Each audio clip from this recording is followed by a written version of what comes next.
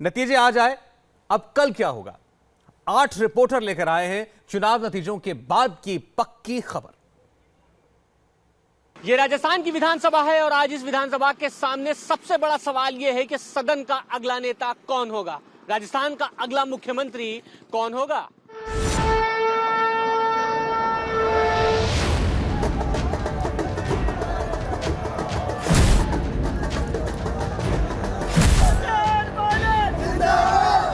इस वक्त मैं खड़ा हूं छत्तीसगढ़ के मुख्यमंत्री के आवास के ठीक सामने। इस कैंपस पर पिछले 15 साल से डॉक्टर रमन सिंह का नेम प्लेट लगा हुआ है, लेकिन जिस तरीके से नतीजे आए हैं तो यह जरूर सवाल उठेगा कि अगला मुख्यमंत्री कौन होगा, क्योंकि सरकार भी बदलेगी और मुख्यमंत्री भी बदलेगा। लेकिन यह अभी तक तय नहीं हो पाया है कि कांग्रेस का वो चेहरा कौन होगा जो रमन सिंह की जगह लेगा।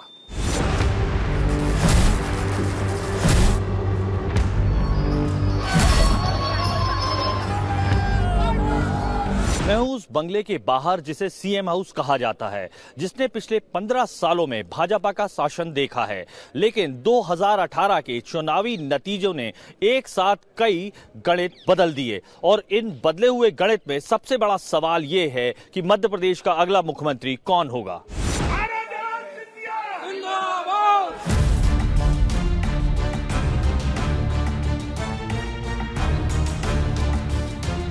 आज सवाल कई है। सवाल ये कि आखिरकार राजस्थान, मध्य प्रदेश और छत्तीसगढ़ के नतीजों का राजनीतिक मतलब क्या निकलता है।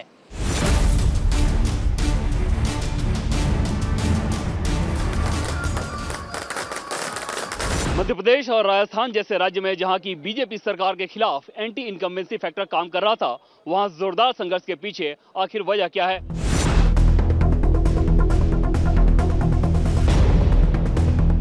जिस हिंदी हार्टलैंड में बीजेपी को सबसे मजबूत माना जा रहा था, आखिरकार मध्य प्रदेश और छत्तीसगढ़ का यह किला कैसे ढह गया।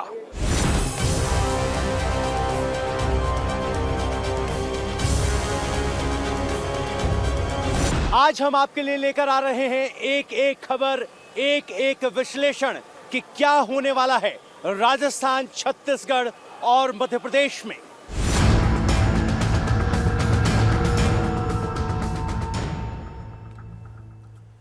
सबसे बड़ा सवाल, मध्य प्रदेश का अगला मुख्यमंत्री कौन होगा? क्या बीजेपी फिर से चुनाव जीतेगी या फिर कांग्रेस के हाथों में आएगी 15 साल के बाद सत्ता? दिन भर की मतगणना के बाद भी यह सवाल अब तक बना हुआ है। पल पल बदलते आंकड़ों के बीच अब तक यह साफ नहीं हो पाया कि आखिर मध्य प्रदेश में सबसे बड़ी पार्टी कौन सी होगी। अब तक की मतगणना के मुताबिक कांग्रेस और बीजेपी का वोट शेयर तकरीबन बराबर है। अभी थोड़ी देर पहले चुनाव आयोग ने यह बताया कि कांटे की टक्कर का आखिरी फैसला रात 10 बजे तक ही हो पाएगा। फिर भी जिस तरह के आंकड़े अभी सामने आ रहे हैं, उससे यह लग रहा है कि कांग्रेस मध्य प्रदेश में सरकार बनाने में कामयाब हो सकती है। फिर भी यह सवाल अहम है कि आखिर कौन बनेगा मध्य प्रदेश का मुख्यमंत्री।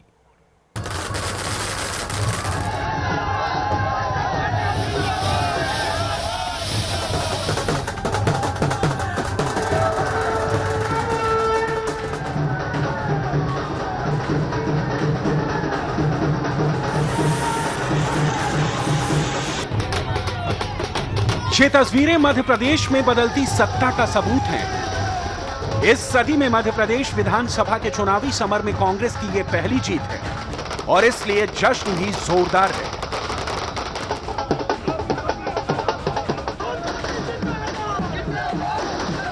मध्य प्रदेश के चुनाव इन चुनाव में सबसे ज्यादा दिलचस्प है और ये किसी क्रिकेट मैच से भी कम नहीं है। यहाँ कांग्रेस मुख्यालय में समर्थक सुबह से टिके हुए हैं, नारेबाजी कर रहे हैं। हर घटती और बढ़ती हुई सीट पर आह ओह के अलावा यहाँ रनों की तरह बढ़ती घटती सीट पर तालियां बज रही हैं। ये तो अंदर का हाल है, ऐसा नहीं है। कांग्रेस दफ्तर में रौनक 15 साल बाद लौटी है और आप अगर बाहर जाएंगे तो बाहर भी कुछ ऐसी तस्वीर है। हर कोने में आपको समर्थक दिखाई देंगे। आपको बता दें कि तीनों शीर्ष नेता ऊपर बैठे हैं। सुबह लगभग 11:30 के करीब कमलनाथ, ज्योतिरादित्य सिंधिया और दिग्गी राजा यहाँ मौजूद थे और वो लगातार टीवी पर नजर बनाए हुए नतीजों को लेकर। वहीं समर्थकों में अगर आप देखेंगे तो जोश सुबह से ही बरकरार है। ढोल नगाड़े और पटाखों के साथ समर्थक बैठे हैं। सुबह आपने देखा था किस तरह से ज्योतिरादित्य सिंधिया और कमलनाथ के पोस्टर्स के बीच वॉर था, लेकिन अब शाम होते होते तस्वीर ये बदली है कि कमलनाथ और ज्योतिरादित्य सिंधिया, दोनों के नाम यहाँ पर मौजूद हैं। लेकिन इस जश्न के बीच एक सवाल बरकरार है कि आखिर मुख्यमंत्री कौन होगा। चुनावी घमासान में कांग्रेस ने बीजेपी पर भले ही बढ़त बना ली हो, लेकिन इन नतीजों के बावजूद मध्य प्रदेश की चुनावी राजनीति में कई सवाल, कई बवाल अब भी जिंदा हैं। और इनमें से सबसे बड़ा सवाल है कि एमपी का अगला मुख्यमंत्री कौन होगा।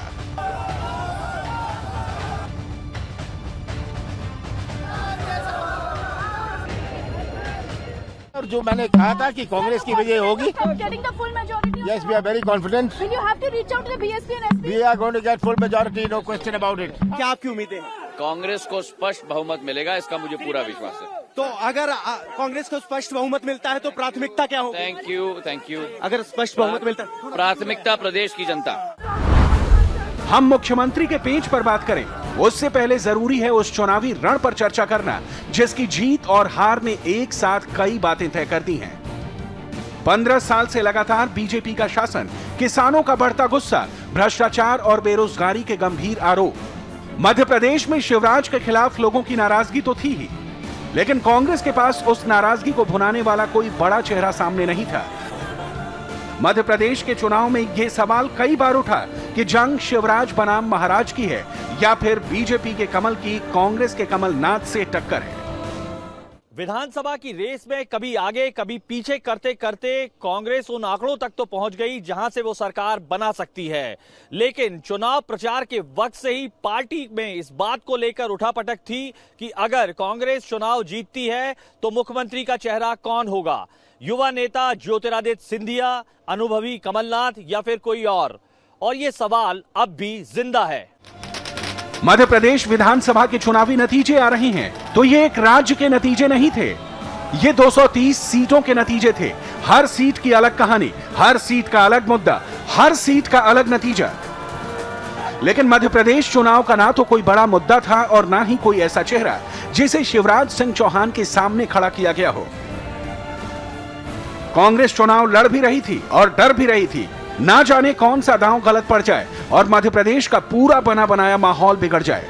एमपी के पूर्व सीएम दिग्विजय सिंह पूरे चुनाव के दौरान कभी सामने नहीं दिखे।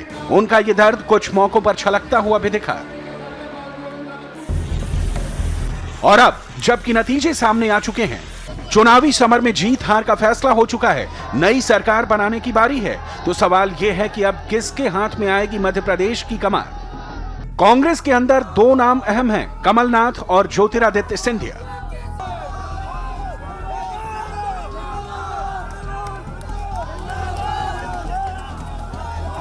और इन दोनों गुटों में बटी कांग्रेस का अंदाजा इसी बात से लगाया जा सकता है कि चुनावी नतीजों से पहले ही दोनों खेमों ने पोस्टरों और नारों के जरिए अपना अपना दम दिखाना शुरू कर दिया है।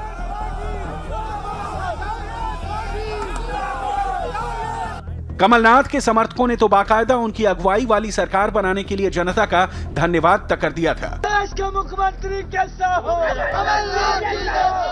मध्य प्रदेश के रुझानों में जैसे ही कांग्रेस की सरकार बनती दिख रही है, सबके मन में अगला सवाल है कि मुख्यमंत्री का चेहरा कौन होगा। और इसकी लड़ाई अभी यहीं से सड़क पर दिखाई दे रही है। आपको ज्योतिरादित्य सिंधिया के पोस्टर दिखाई दे रहे हैं और समर्थक यहाँ नारे लगा रहे हैं।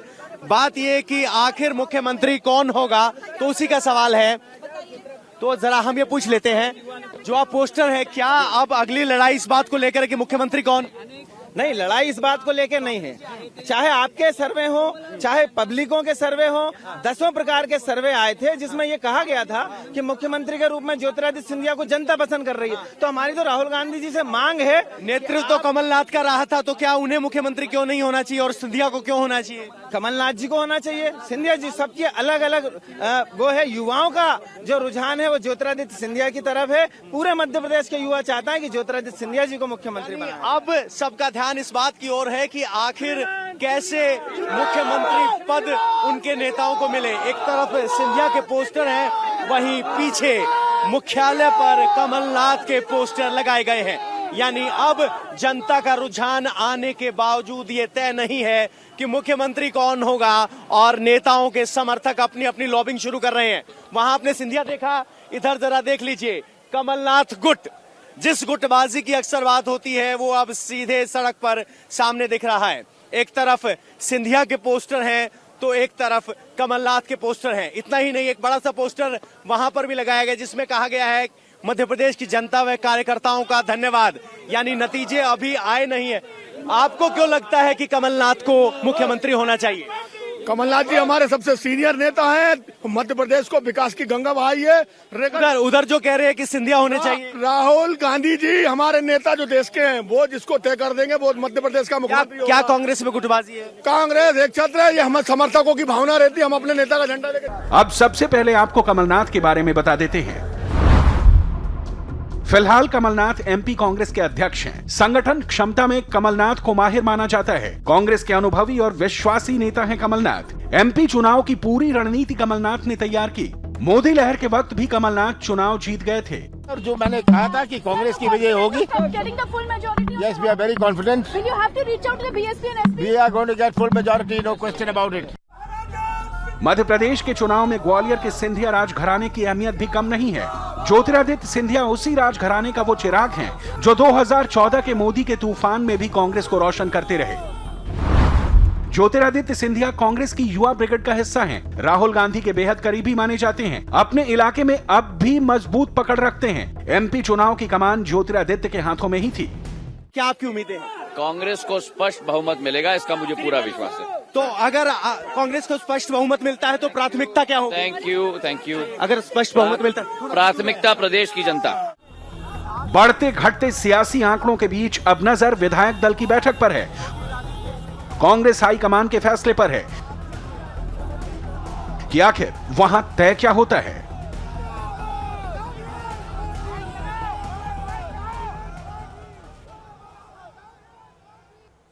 तो मध्य प्रदेश में अभी तक कांटे की टक्कर चल रही है। 110 से 112 पर बीजेपी और कांग्रेस है।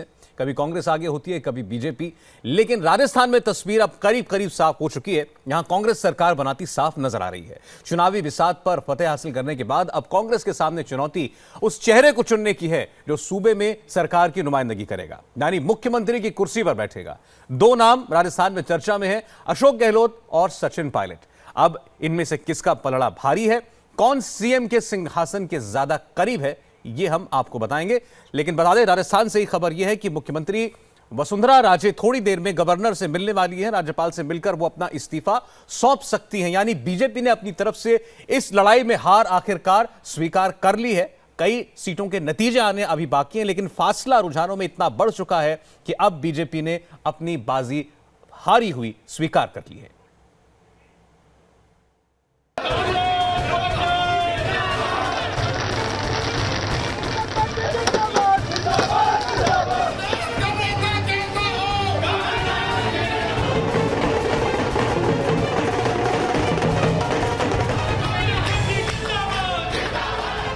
राजस्थान के रण के फतेह का जश्न है ये।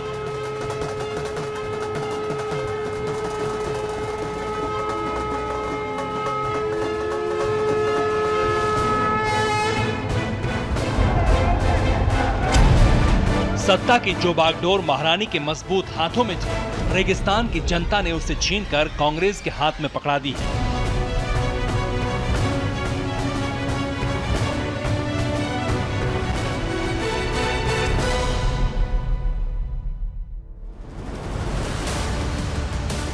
वसुंधरा को परास्त करने के लिए कांग्रेस ने जो चक्रव्यूह रचा, जो रणनीति बनाई, जो दांव पेंच आजमाए, जो तीर चलाए, वो एकदम निशाने पर लगे और सूबे की सियासी तस्वीर पूरी तरह बदल गई। लेकिन सवाल यह है, अब क्या होगा? नतीजों के बाद राजस्थान की फिजाओं में सवाल घूम रहा है कि कौन संभालेगा सत्ता का सिंहासन, किसके सर सजेगा मुख्यमंत्री का ताज, कौन होगा राजस्थान का अगला रहनुमा। क्या कांग्रेस आला कमान सचिन पायलट पर दांव लगाएगा या फिर राजस्थान में 2 बार सरकार बना चुके अशोक गहलोत एक बार फिर से बाजी मार ले जाएंगे? कांग्रेस के लिए जितना मुश्किल था राजस्थान का सियासी समर जीतना, उससे भी कठिन है मुख्यमंत्री का चेहरा चुनना।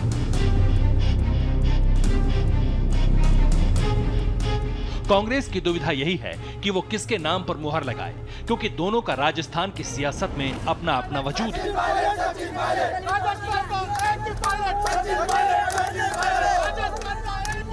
कांग्रेस किस आधार पर सीएम चुन सकती है, ये आपको बताएंगे, लेकिन पहले आपको सुनाते हैं कि दोनों दावेदारों ने मुख्यमंत्री के सवाल पर क्या कहा।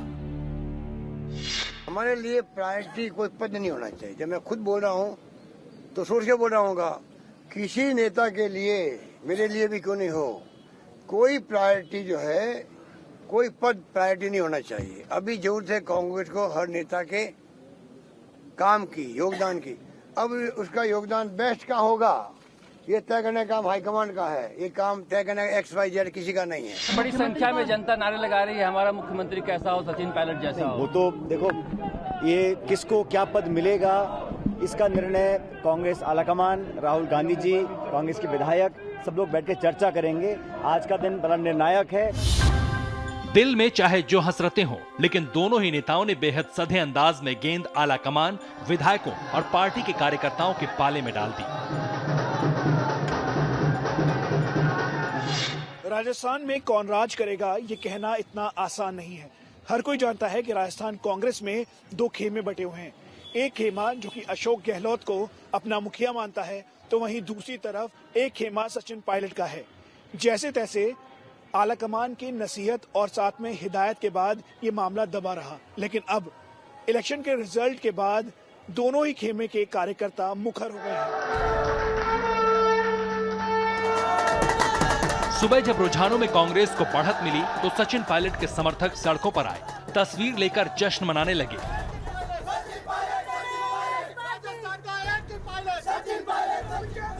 नाचने लगे, गाने लगे।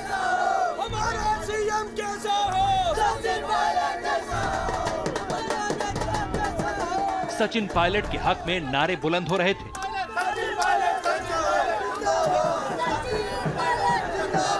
सचिन पायलट के आवास के बाहर हमारा नेता कैसा हो, सचिन पायलट जैसा हो, जैसे नारे लग रहे हैं। आतिशबाजी जमकर हो रही है, गुलाल उड़ाए जा रहे हैं, जम के खुशी का माहौल है। और अब सचिन पायलट यहां से PCC रवाना होंगे। बताया जा रहा है कि कार्यकर्ता ये मांग कर रहे हैं कि सचिन पायलट को मुख्यमंत्री बनाया जाए। और जिस तरीके से भारी मतों से सचिन पायलट की जीत हुई है, उसके बाद कार्यकर्ताओं में खुशी की लहर ऐसी है कि वो ताबड़तोड़ आतिशबाजियों का दौर और साथ ही साथ नारे आपके सामने हैं। तमाम जो यूथ है वो सचिन पायलट के घर के बाहर जमा हुआ है। जी सर, हम युवा है और युवा होने के नाते हमारे को सचिन पायलट हमारे लिए बेस्ट चेहरा होंगे। और हमें सचिन पायलट जिंदाबाद। सचिन पायलट जी बहुत अच्छे नेता है और हम चाहते हैं राजस्थान का नेतृत्व करे सचिन पायलट। अशोक गहलोत सचिन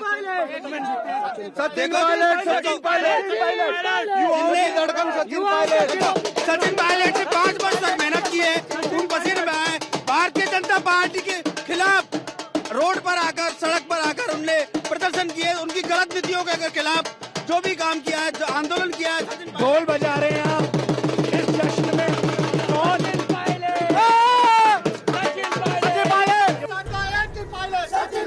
ऐसा नहीं है कि मुख्यमंत्री बनाने की मांग सिर्फ सचिन पायलट के लिए हो रही है। अशोक गहलोत के घर के बाहर भी नजारा कुछ ऐसा ही दिखा।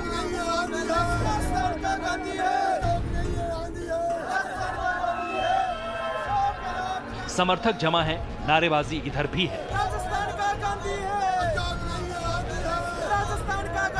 अशोक गहलोत के घर में मुख्यमंत्री बनाने के लिए तमाम कार्यकर्ता नारेबाजी कर रहे हैं। आप देखिए, अशोक गहलोत के घर पर तमाम कांग्रेसी कार्यकर्ता हैं, हाथ में गदा लेकर, फूलमाला लेकर आए ताकि उनका अभिवादन करें।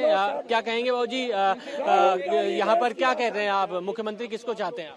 हम राजस्थान के अंदर अशोक भाई गहलोत को तीसरी बार मुख्यमंत्री बनाने के लिए आए हैं। हम राजस्थान का मुख्यमंत्री अशोक गहलोत को देखना चाहते हैं और हमारे राष्ट्रीय अध्यक्ष राहुल गांधी जी से निवेदन है, हाथ जोड़ के विनती करते हैं कि अब राजस्थान के जो चुनाव परिणाम आ रहे हैं उसको देखते हुए डिक्लेयर कर देना चाहिए राजस्थान का मुख्यमंत्री। समर्थकों की डिमांड अपनी जगह है, लेकिन सवाल यह है, आखिर पलड़ा किसका भारी है, अशोक गहलोत का या सचिन पायलट का? इसका फैसला करने से पहले कई पहलुओं पर गौर करना होगा। अशोक गहलोत 2 बार राजस्थान के मुख्यमंत्री रहे हैं। राजस्थान की सत्ता और सियासी समीकरण का उन्हें अनुभव है। सहयोगी दलों के साथ अशोक गहलोत तालमेल बिठाने में माहिर हैं। अशोक गहलोत का ताल्लुक ओबीसी समुदाय से है। राजस्थान में ओबीसी आबादी की तादाद अच्छी खासी है। 1999 से वो लगातार सरदारपुरा सीट से जीतते रहे हैं। राजनीतिक अनुभव अशोक गहलोत का सबसे मजबूत पहलू है, यानी गहलोत के पास सत्ता के तिलिस्मों का तजुर्बा है तो सचिन पायलट के साथ युवा जोश है। सचिन पायलट राजस्थान कांग्रेस के अध्यक्ष हैं। पिछले 4 साल से राजस्थान में मेहनत कर रहे हैं। सचिन युवा नेता हैं और युवाओं के बीच लोकप्रिय हैं। सचिन पायलट को राहुल गांधी का करीबी भी माना जाता है। गुज्जर समुदाय से आते हैं सचिन पायलट। दिवंगत पिता राजेश पायलट की विरासत है। सचिन पायलट और अशोक गहलोत दोनों की खूबियां भी हैं और खामियां भी। ऐसे में अब विधायक दल को ये तय करना है कि कौन उनका मुख्यमंत्री होगा। सूत्रों के मुताबिक विधायक दल की इस मीटिंग में अशोक गहलोत का नाम आगे रखा जाएगा। इससे एक बात साफ है कि एक बार फिर से सचिन पायलट के सपनों में पूरी तरह से पानी फिर जाएगा और सीएम की कुर्सी को लेकर खींचतान और तेज हो जाएगी। और अब छत्तीसगढ़ से इस वक्त की एक बड़ी खबर आपको बता दें। रमन सिंह का इस्तीफा राज्यपाल ने स्वीकार कर लिया है। वहीं कांग्रेस अब अपने नए मुख्यमंत्री का नाम तय करने में जुटी है। भूपेश बघेल छत्तीसगढ़ के मुख्यमंत्री की दौड़ में इस वक्त सबसे आगे हैं। फिलहाल भूपेश बघेल छत्तीसगढ़ कांग्रेस के अध्यक्ष हैं।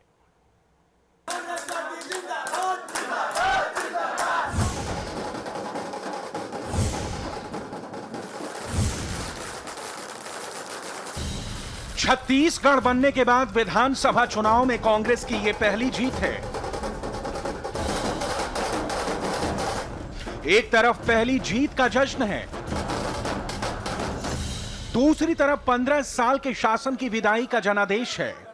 यह चुनाव मेरे नेतृत्व में लड़ा गया था, इसलिए इस हार की नैतिक जवाबदारी मैं स्वयं लेता हूं कि जब हम 3 बार चुनाव जीते थे, उस चुनाव जीतने की मुख्यमंत्री के नाते मुझे क्रेडिट मिला था। तो आज यदि हम चुनाव हारे हैं तो उसकी नैतिक जवाबदारी भी डॉक्टर रमन लेता है और इसके लिए मैं जवाबदार हूं। इसके साथ ही साथ हम अपनी विपक्ष की एक सशक्त भूमिका जो हम छत्तीसगढ़ की जनता के साथ मिलकर 5 साल एक महत्वपूर्ण भूमिका रहेगी। 15 साल जो हमने काम किया, अब एक नई भूमिका में उतने ही प्रखरता से, उतनी ही मजबूती के साथ छत्तीसगढ़ की जनता की सेवा करने का जो अवसर मिलेगा उस पर हम छत्तीसगढ़ की जनता का सेवा करेंगे। छत्तीसगढ़ विधानसभा चुनाव के नतीजे आए तो खुद कांग्रेस भी हैरान थी। सारे गणित धरे के धरे रह गए। ना अजीत जोगी का तीसरा मोर्चा कुछ कर पाया और ना कांग्रेस में मुख्यमंत्री के चेहरे की कमी खली। जनता के वोट का पिटारा खुला तो कांग्रेस दफ्तर में ढोल नगाड़े बजने लगे। जीत का जश्न आप साफ देख सकते हैं। इस समय मौजूद हूँ कांग्रेस कार्यालय रायपुर में। पीछे देख सकते हैं ढोल नगाड़े और हमारे बाएं और आप देख सकते हैं किस तरह महिलाएं डांस कर रही हैं, महिला कार्यकर्ता डांस कर रही है और साथ ही साथ यहाँ पर देखिए एक बैंड बाजा सब चीज की व्यवस्था की गई है। दुल्हा एक तरीके से बनाया गया है। ये हालांकि एक तरीके से ये दुल्हा जो होगा वो कोई और होगा जब पूरी तरीके से कांग्रेस आलाकमान ये तय कर देगी कि कौन मुख्यमंत्री होगा। जनता ने कांग्रेस को प्रचंड बहुमत से जीत दिलाई। ऐसी जीत जो इससे पहले राज्य में अब तक किसी को नहीं मिली थी। कांग्रेस के नेता से लेकर कार्यकर्ता तक झूम रहे थे। लेकिन इस खुशी में एक सवाल था कि आखिर कौन बनेगा छत्तीसगढ़ का अगला सीएम। दूल्हा कौन है? दूल्हा ये तो कांग्रेस पार्टी का कार्यकर्ता लोग दूल्हा है। कांग्रेस पार्टी का जो कार्यकर्ता है ना, जिनके दम पे ये सरकार आई है, वो दूल्हा है इसमें। लेकिन कहीं ना कहीं अभी ये तय नहीं पाया कि पूरी तरीके से दूल्हा जो मुख्य दूल्हा है वो कौन होगा। मुख्यमंत्री किसको मांगा जी? मैं क्या बोल रहा हूँ, ये तो कांग्रेस हाईकमान का मामला है। कांग्रेस हाईकमान जिसको बोलेगी वो दूल्हा बनेगा। रमन सिंह का किला ढहा तो कांग्रेस के अंदर खलबली शुरू हो गई कि किसके हाथों में दी जाए छत्तीसगढ़ की कमान। रायपुर के राजनीतिक गलियारों से लेकर दिल्ली के दरबार तक कई नाम इस रेस में दौड़ रहे हैं, लेकिन इनमें अहम हैं 3 नाम। चेहरा नंबर 1 टीएस सिंह सिंहदेव, चेहरा नंबर 2 भूपेश बघेल, चेहरा नंबर 3 ताम्रध्वज साहू। हालांकि चुनाव के दौरान कांग्रेस ने किसी भी नेता का नाम आगे नहीं किया था, लेकिन चुनाव जीतने के बाद अब इन तीनों नामों पर मंथन जारी है। कहीं ऐसा तो नहीं लग रहा है कि सर आपके मुख्यमंत्री बनने की जो चाह है वो कम हो रही है? कहीं ना कहीं टीएस सिंहदेव और ताम्रध्वज साहू का नाम चल रहा है। ये विषय हाईकमान का है, जिसे नेतृत्व देंगे हम लोग। पीएल पूनिया और आपके बीच में जो द्वंद्व चल रहा था वो अब खत्म हो गया। ये कोई बात, ये सब भारतीय जनता पार्टी का अफवाह फैलाया हुआ था, ये इसमें कांग्रेस के कोई लेना नहीं। जीत का श्रेय राहुल गांधी को जा रहा है। भाई जनता ने विश्वास किया, जीत का श्रेय किसको जा रहा है? ये जनता राहुल जी को जाता है, संगठन को जाता है। सीएम की रेस में शामिल टीएस सिंहदेव छत्तीसगढ़ विधानसभा में नेता विपक्ष रहे हैं। रमन सरकार के खिलाफ टीएस सिंहदेव लगातार मुखर रहे। सरगुजा के राज परिवार से आने वाले सिंहदेव छत्तीसगढ़ के सबसे धनवान राजनेता हैं। अपने विरोधियों को शालीनता से जवाब देने की खूबी रखने वाले टीएस बाबा की पकड़ दंतेवाड़ा से लेकर अंबिकापुर तक हर वर्ग में है। हालांकि मुख्यमंत्री पद की दौड़ में शामिल दूसरे कैंडिडेट भूपेश बघेल भी छत्तीसगढ़ की राजनीति में बड़ा दखल रखते हैं। पिछले 4 साल से वो छत्तीसगढ़ कांग्रेस के अध्यक्ष हैं। संगठन क्षमता के माहिर बघेल पाटन सीट से विधायक हैं। 2003 में विपक्ष के उपनेता भी रह चुके हैं। बघेल सर्वाधिक वोटरों वाले ओबीसी वर्ग से आते हैं। गरीबों की शादी कराने के लिए मशहूर भूपेश बघेल अपनी अच्छी छवि की वजह से कार्यकर्ताओं में भी जबरदस्त पैठ रखते हैं। हमारे राष्ट्रीय अध्यक्ष और हमारे प्रदेश अध्यक्ष और हमारे में एक ही मत होगा, जिनको हमको मुख्यमंत्री का सौंपेंगे हम उनको बिल्कुल स्वीकार करेंगे। भूपेश बघेल के भी नारेबाजी हो रही थी। बिल्कुल हमारे प्रदेश अध्यक्ष है तो वो हमारे तो फर्ज बनता है हमारे। हालांकि इन दोनों नामचीन नेताओं की जंग में जो सबसे चौंकाने वाला नाम है वो है ताम्रध्वज साहू का। साहू छत्तीसगढ़ से कांग्रेस के इकलौते सांसद और पार्टी के ओबीसी चेहरा हैं। कांग्रेस में आपसी गुटबाजी और खींचतान के बाद कांग्रेस हाईकमान को चुनावी मैदान में उतारना पड़ा था। साहू को चुनाव में उतारने के पीछे सीएम के लिए एक मजबूत दावेदार को उतारना भी माना गया था। कहा जाता है कि ताम्रध्वज साहू कांग्रेस अध्यक्ष राहुल गांधी के चहेते हैं। छत्तीसगढ़ चुनाव में कांग्रेस को बेमिसाल जीत तो मिल गई, लेकिन मुख्यमंत्री पद पर शुरू हुए घमासान का समाधान निकालना कांग्रेस पार्टी के लिए आसान नहीं दिख रहा है। उधर मध्य प्रदेश में मामला इस वक्त भी फंसा हुआ है। बीजेपी और कांग्रेस में फासला बहुत कम है। भोपाल में इस वक्त मुख्यमंत्री निवास में हलचल तेज हो चुकी है। अब से कुछ देर पहले केंद्रीय मंत्री नरेंद्र सिंह तोमर, मध्य प्रदेश बीजेपी प्रदेश अध्यक्ष राकेश सिंह, सीएम शिवराज सिंह चौहान से मिलने पहुंचे। चुनाव के नतीजों के बाद की रणनीति पर चर्चा हो रही है। हालांकि चुनाव नतीजों से पहले, जनता के फैसले को सुनने से पहले शिवराज सिंह चौहान और राजस्थान की सीएम वसुंधरा राजे कई मंदिरों में जाकर आशीर्वाद देते दिखे थे।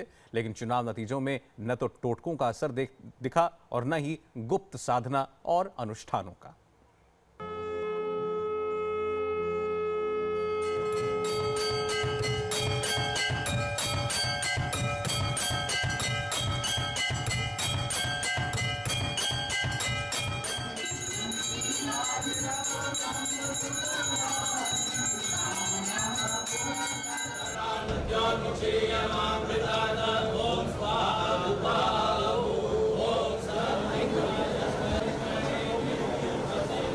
चुनाव नतीजों के साथ ही साबित हो गया कि लोकतंत्र में जनता ही जनार्दन है।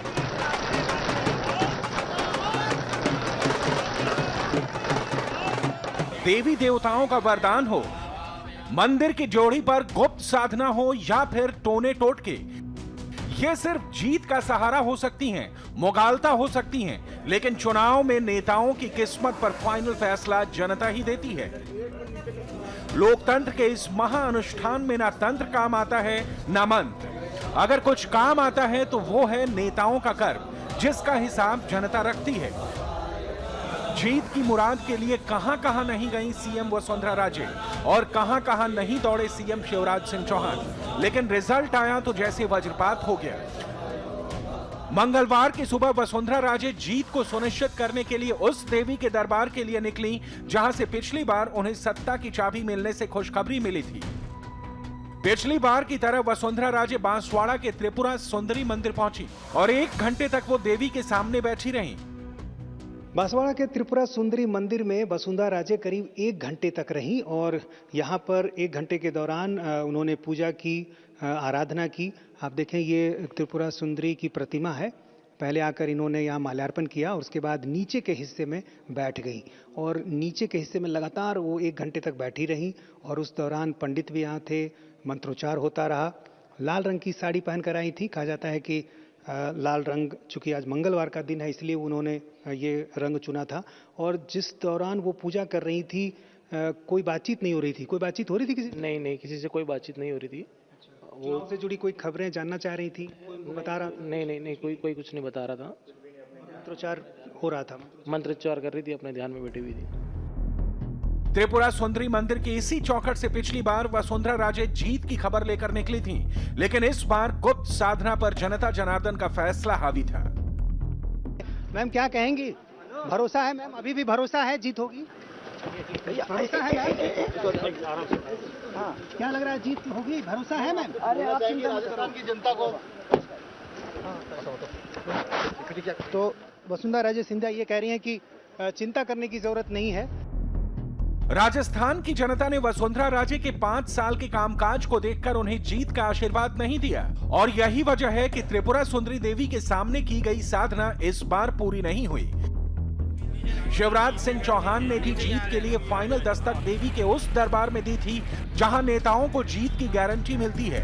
अपनी सत्ता बचाए रखने के लिए नतीजों से 72 घंटे पहले शिवराज सिंह ने पीताम्बरा शक्तिपीठ में अर्जी लगाई थी। शिवराज सिंह चौहान को अंदाजा हो गया था कि उनकी जीत की राह को सुनिश्चित करने में जनता ने थोड़ी कसर बाकी रखी है। आंकड़ों की उसी कमी को दूर करने के लिए शिवराज सिंह पीताम्बरा देवी के सामने दंडवत हुए, लेकिन लोकतंत्र के इस यज्ञ में जनता के आशीर्वाद से मिली आहुति ही कायम रही। रुझानों से लेकर नतीजों तक वो कसर दूर नहीं हो सकी। वसुंधरा राजे ने अपने दिन की शुरुआत एक माता के मंदिर से की और शाम को अब इस्तीफा देकर वो राजभवन से लौट रही हैं। सुबह उन्होंने माता से कुर्सी की कामना की होगी और शाम को कुर्सी गवा करा रही हैं। ये लोकतंत्र है जहां जंतर चलता है न मंतर। यहां सिर्फ जनता ही जनार्दन है जो 2013 में कुर्सी पर बैठाती है और 2018 में उतार भी देती है। त्रिपुरा सुंदरी मंदिर के इसी दरबार में वसुंधरा राजे ने पिछली बार खुद को 24 घंटों के लिए कैद कर लिया था। 24 घंटे गुप्त साधना हुई थी और फिर जीत के समाचार के साथ वसुंधरा राजे की साधना पूरी हो गई थी। इस बार भी वैसी ही तैयारी थी। वसुंधरा राजे अपनी शक्ति और सत्ता को कायम रखने के लिए और आपको बता दें, अपना इस्तीफा गवर्नर को सौंपने के बाद इस वक्त वसुंधरा राजे प्रेस कॉन्फ्रेंस कर रही हैं। सीधे वहीं चलते हैं। 5 वर्षों के अंदर बहुत अच्छे विकास और गौरव के काम किए हैं और मुझे आशा है कि ये काम और ये योजना जो हम लोगों ने चलाए थे उनको आगे ले जाने का काम आने वाली सरकार करेगी। मैं सब प्रदेशवासियों को विश्वास दिलाना चाहती हूँ कि हम उनकी आवाज़ बनकर विधानसभा के अंदर बैठेंगे, उनकी बातों को उठाने का काम करेंगे। साथ में जो भी सकारात्मक काम है जनहित के लिए उनको भी उठाने का काम करेंगे। मैं सब प्रदेशवासियों का आभार जताना चाहती हूँ जिन्होंने परिवार अपने आप को समझकर हम सबका साथ दिया, और मैं भारतीय जनता पार्टी के सभी कार्यकर्ता, सभी पदाधिकारियों को धन्यवाद देना चाहती हूं क्योंकि उन्होंने अथक परिश्रम करके, मेहनत करके पूरी तरह से इस चुनाव में भाग लिया। इसके साथ साथ मैं आदरणीय प्रधानमंत्री जी, आदरणीय राष्ट्रीय अध्यक्ष जी और हमारे केंद्रीय नेतृत्व, साथ में हमारे प्रदेश अध्यक्ष और हमारे सब कार्यकर्ताओं को मैं धन्यवाद देना चाहती हूं जिन्होंने हम सबका मार्गदर्शन भी किया और हमारा साथ भी दिया। और मैं आप लोगों सबको धन्यवाद देना चाहती हूं कि आप लोगों ने भी पूरी तरह से इन चुनाव के अंदर, अपने रिपोर्टिंग के अंदर हम लोग सबका साथ दिया। उसके लिए बहुत बहुत आप सबको भी धन्यवाद। क्या वजह लगता है आपको क्यों इस तरह से हार हुई? Now done, that is it. आगे thank you very much. Vasundhara Raje ने एक बड़ी छोटी सी स्टेटमेंट दी और उन्होंने सिर्फ इतना कहा कि हमने काफी काम किया था और उम्मीद करते हैं कि आने वाली सरकार उन कामों को आगे बढ़ाएगी और हम जनता की आवाज बनकर विधानसभा के अंदर विपक्ष में बैठेंगे। एक ब्रेक का वक्त है। ब्रेक के बाद आपको दिखाएंगे मध्य प्रदेश की उन सीटों का पेच जिनकी हार और जीत पूरी की पूरी तस्वीर बदल कर रख सकती है। मध्य प्रदेश में कांग्रेस और बीजेपी के बीच अब भी कांटे की टक्कर है। आप देख सकते हैं बीजेपी 109 सीटों पर आगे चल रही है और कांग्रेस पार्टी 114 सीटों पर। लेकिन 10 से 15 सीटें मध्य प्रदेश की ऐसी हैं जहां कांग्रेस और बीजेपी के बीच वोटों का अंतर बहुत कम है। इन सीटों पर नतीजे कभी भी बदल सकते हैं। ये वो सीटें हैं जो ये तय करेंगे कि मध्य प्रदेश का अगला मुख्यमंत्री कौन होगा। ये सीटें कौन कौन सी हैं, आइए आपको हम ये भी बता दें। कोलारस में बीजेपी के वीरेंद्र को सिर्फ 232 वोटों से बढ़त हासिल है। उत्तरी जबलपुर से बीजेपी कांग्रेस से सिर्फ 107 वोट से लीड कर रही है। टीकमगढ़ में बीजेपी के राकेश सिर्फ 189 वोटों से कांग्रेस से आगे हैं। सुवासरा में बीजेपी कांग्रेस से 348 वोटों से आगे है। अमरवाड़ा से कांग्रेस पार्टी के कैंडिडेट कमलेश प्रताप शाह सिर्फ 532 वोट से लीड कर रहे हैं। जावरा में बीजेपी कांग्रेस से सिर्फ 632 वोटों से आगे चल रही है।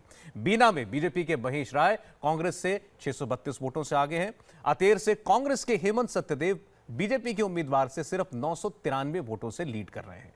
वहीं ब्यावरा में कांग्रेस के गोवर्धन बीजेपी से सिर्फ 826 वोट आगे हैं। चंदला में बीजेपी के राजेश कुमार कांग्रेस से 1177 वोट से आगे चल रहे हैं। धार की बात करें तो बीजेपी की मीना वर्मा कांग्रेस से 1436 वोटों से आगे हैं और मांधाता में कांग्रेस के नारायण पटेल बीजेपी से 1236 वोट से लीड कर रहे हैं। नेपानगर में कांग्रेस बीजेपी से 1264 वोटों से आगे है। राजनगर में बीजेपी के अरविंद कांग्रेस से 668 वोटों से आगे हैं और राजपुर में कांग्रेस के बाला बच्चन को सिर्फ 932 वोटों की बढ़त है। अब ये सीटें अगर इतने कम अंतर के साथ किसी और भी चली जाएं तो तस्वीर अब भी पलट सकती है।